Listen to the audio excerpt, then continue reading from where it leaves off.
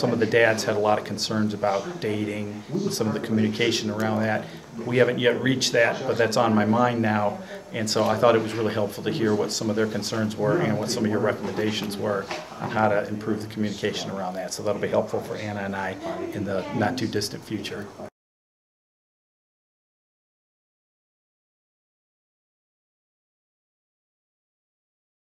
We learned about our dad and more stuff that we didn't really know about him, and that was just really fun. It's fun to know more about my dad so I can get more in common with him.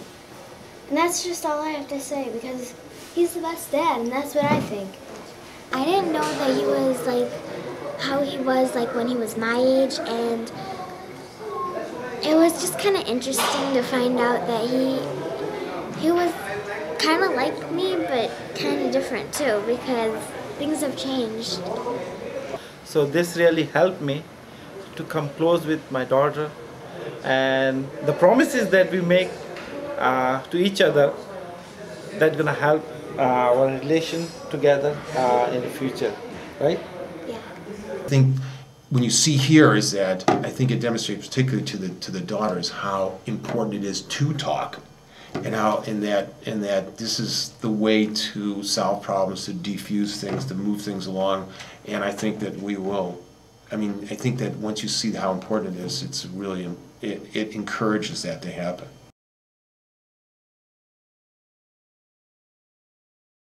I answer problems all day long, so when my daughter comes to me with one, I want to answer it because she's more important than anybody I see all day long. So when she comes to me and talks to me about a problem, but really just wants me to listen to it and give feedback and not particularly answers, that's a concept I've never really thought about before until we talked about it today.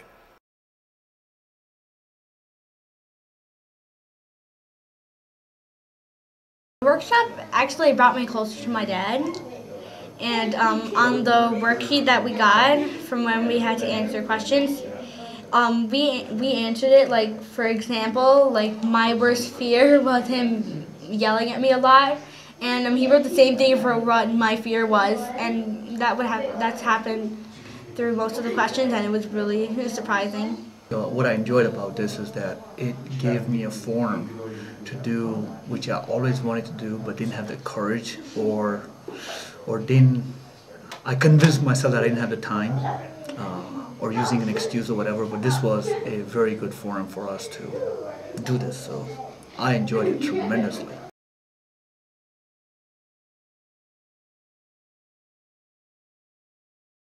I promised the girls that I would try and control my behavior, because I get very angry once in a while with the girls, and it's very fast. It's very fast, and it can get very loud. And I'm going to try and control that. And that was interesting because that was one of the things they put down on their slip, on their sheets, that they didn't like about me. And so and it was the one I put down that I didn't like about myself. So because all three of us talked about it, I thought that would be the best thing to do as a promise. And I promised my dad that I would try not to lie really, really hard, because I sometimes just let it go. And that's just really hard for me to stop doing that, but I'm going to try my best. And hopefully it's going to happen, because I love my dad that much.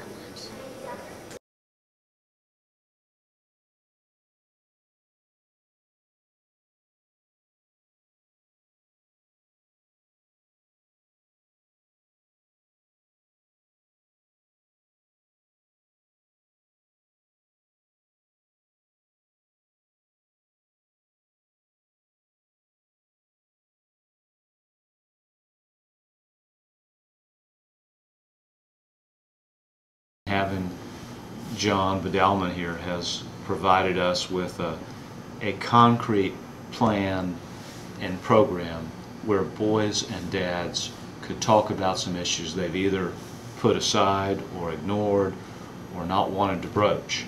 Clearly having 150 to 70 people there on a school night says volumes about how important this is.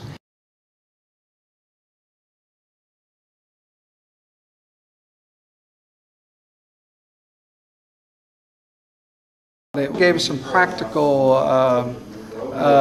means by which we can talk about things that are difficult to talk about. For me, it'd be hard to just sit down and talk, but I think the atmosphere that we were in, it made it easier, and I think that I knew some stuff that he didn't know I knew about him, and I learned some stuff that his fears about me and what he loves and what he feels I need to work on. So I think it's very helpful. Like I got to know my dad better and then understand like how he feels and how I feel about him. One of the commitments that I've made to him is that I will continue to listen, and I will be open-minded and try to understand him and his space a little better. One of the things that was really interesting is you know, I was forced to talk about my father and in the company of my son, and to hear Sam reflect upon that discussion immediately afterward helped me again arrive at some truths that I never would have arrived at.